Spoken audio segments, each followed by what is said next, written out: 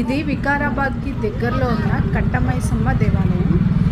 దీన్ని బంగారు మైసమ్మ దేవాలయం అని కూడా అంటారు.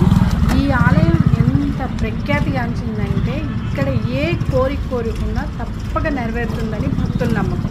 అందుకే ఈ ప్రాంతవాసులంతా ఈ ఆలయానికి క్యూ కడతారు.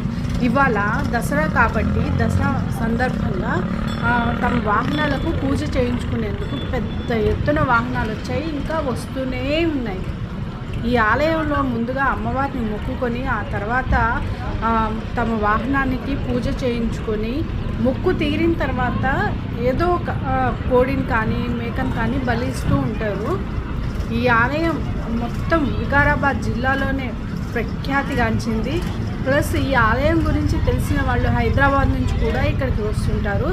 తప్పక అమ్మవారు తమ కోరిక నెరవేరుస్తుందని నమ్మకం. ఆలయం చూసారా ఎంత చిన్నగా ఉందో, చిన్న ఆలయమే కానీ చాలా ఫేమస్ ఆలయం.